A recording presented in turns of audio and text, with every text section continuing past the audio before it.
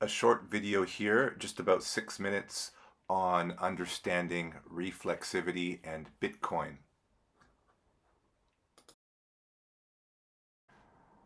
I'd like to add a section here on reflexivity versus sentiment because I don't think this is fully understood, especially amongst non-Bitcoiners, the difference between reflexivity and sentiment and why this matters in the context of the potential ETF launches.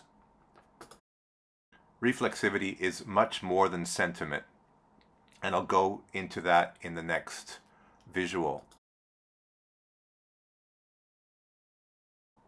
Reflexive systems in the context of investments and asset prices can be seen as a positive feedback loop.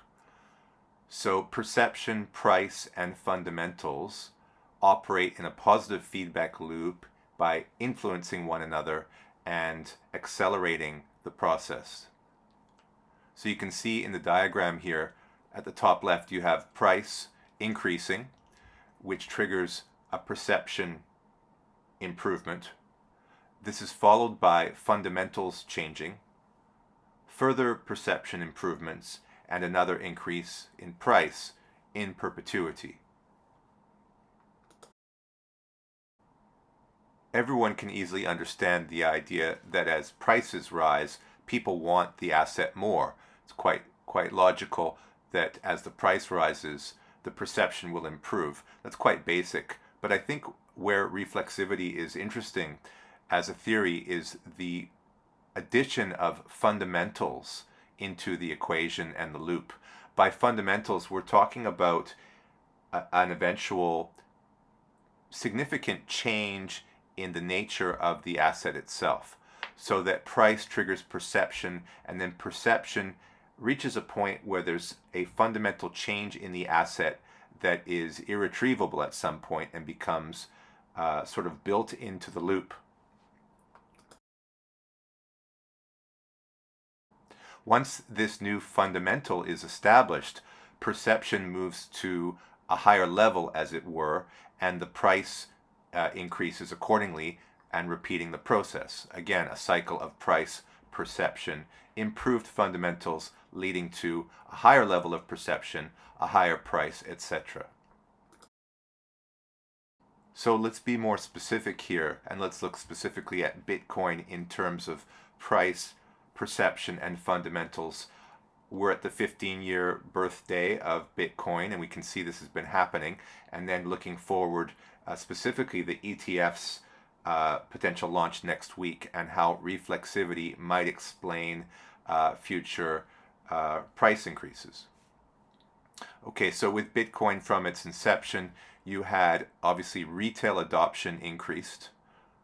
Okay, so we had more and more people getting wallets and buying the coin. And of course, the perception became more positive, and you saw an increase in price. So the Bitcoin price started to rise. As the Bitcoin price rises, again, you have an improved perception of the asset as being a way to make money.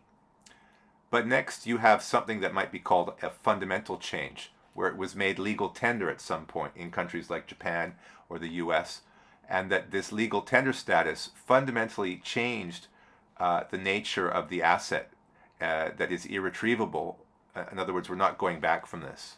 Of course, that led to further price rises and another level of improved perception. Once again, people are making money, and the asset is becoming more widely adopted. So according to the theory, these sequential fundamental changes will build and compound along with price and improved perception to cause this reflexivity to drive price and adoption forward. So now we come to the ETF approvals potentially next week, and we have another fundamental change to Bitcoin. Once the ETFs are approved, they are likely going to be there permanently for the foreseeable future and become a fundamental state change in the Bitcoin story. again, perception will rise because the ETFs will give a legitimacy to the asset class. You'll have a larger adoption, larger numbers of people owning and talking positively about Bitcoin. Of course, what's going to happen, according to reflexivity theory, is that the Bitcoin price will rise again and continue to build. And so this is the idea of how reflexivity is much more than just sentiment, and it's much more than just number go up technology where people get greedy and want to buy something that's going up in price. The difference is that fundamental changes occur that make the asset class more and more desirable in terms of the opinions of investors. Thanks for listening. I have some other videos coming out soon. You can follow me on Twitter. It's at Gresham's Law 7. Please like, share, and subscribe. Thank you.